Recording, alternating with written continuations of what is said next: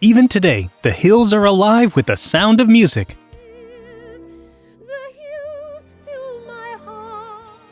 And you don't need to go to Austria to hear it. On set in Salzburg, Austria, the weather was so bad that the cast was lucky if they got a single scene's worth of shots in a session. With all that it took to put together, it's a good thing the 1965 film stands the test of time. Its story of familial love and self-expression still holds just as true now as it did back then. Families of every size can relate to the Von Trapps in one way or another, even if they aren't quite as musical.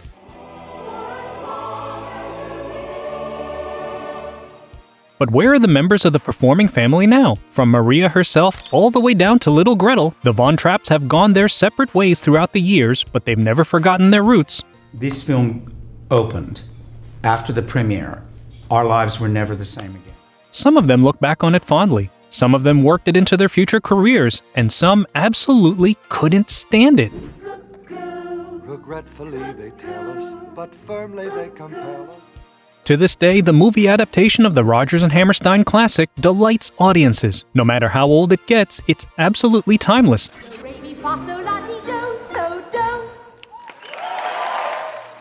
And so is Julie Andrews. She was 29 when she was cast as Maria, and we've certainly seen no shortage of her on the big screen since. The role earned Andrews her second Golden Globe Award for Best Actress in a Motion Picture Comedy or Musical. Now 87, her career has spanned several decades since then. Her personal life has been just as busy. She's been married twice, most recently to Blake Edwards. They remained together until his death in 2010. Julie Andrews is mother to 5 children and is even a grandmother and a great-grandmother now, though I guess we shouldn't be that surprised since she feels like a grandmother to us all. Shut up!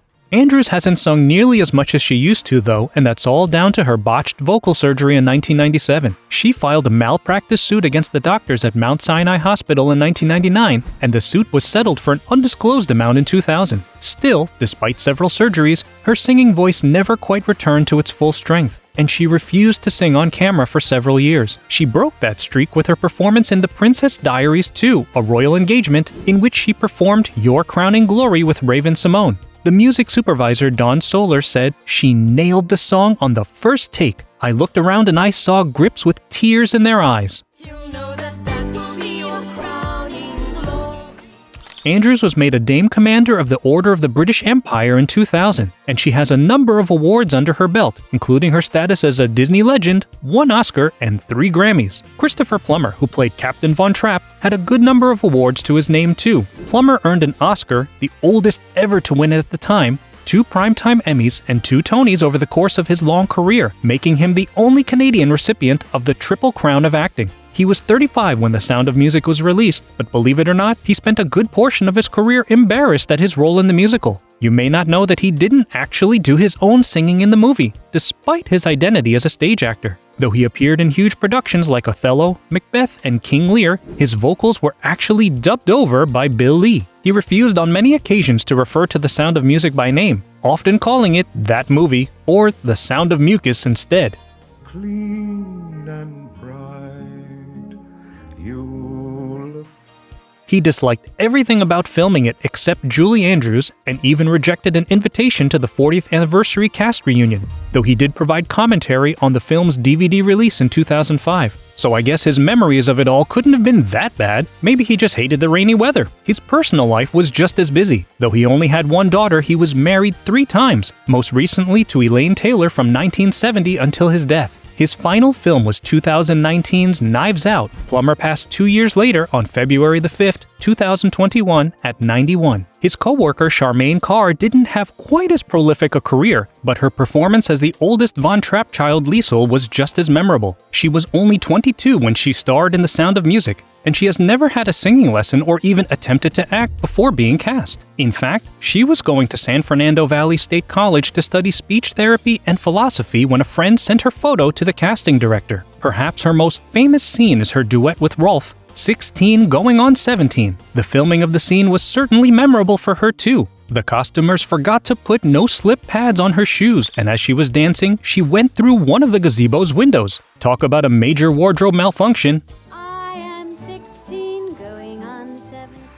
Carr left show business in 1967 when she married Jay Brent. The two were divorced in 1991 but had 2 children together. She became an interior designer with her own firm and died at 73 in 2016 from complications of frontotemporal dementia. Throughout her life, Carr remained close to Nicholas Hammond, who played the second oldest Von Trapp child, Friedrich. He was 14 in The Sound of Music, but it wasn't his first foray into acting. He had already been performing for 3 years at that point and went on to play New York's friendly neighborhood Spider-Man from 1977 to 1979. He would have been quite the pull for No Way Home if you ask me.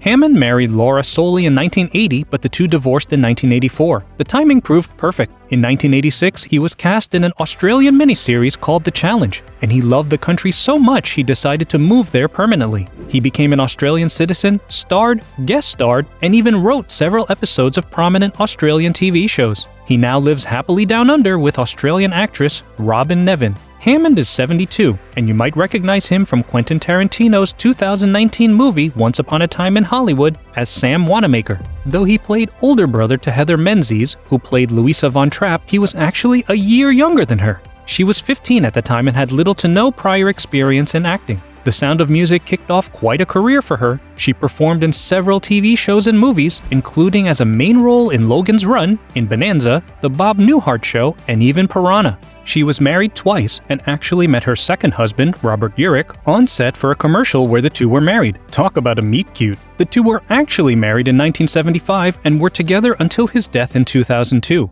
She established the Robert Urich Foundation shortly after and worked tirelessly to raise money for cancer research. She had 3 children and died in 2017 at 68 from brain cancer only a month after her diagnosis. Menzies may have met her second husband on set, but her co-star Dwayne Chase had to travel much farther to find his spouse. He was 14 when he starred in The Sound of Music as Kurt Von Trapp, but that was his only notable acting role. He moved to Santa Barbara in the summer of 1969 to join the United States Forest Service. I guess the hills really were alive for him after all.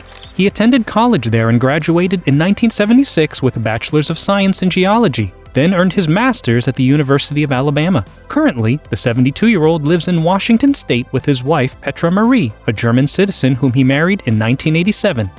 Maria wanted to feel better. She used to sing that song, remember? Yes. Let's try. From big-name stars to one-hit wonders, the cast of The Sound of Music has really done it all. Everyone we've covered so far has gone on to live a wonderfully fulfilling life, even if they're just doing some of their favorite things. But do, re, mi, fa, sol, la, ti, don't worry. Do, re, mi, fa, sol, la, ti, do.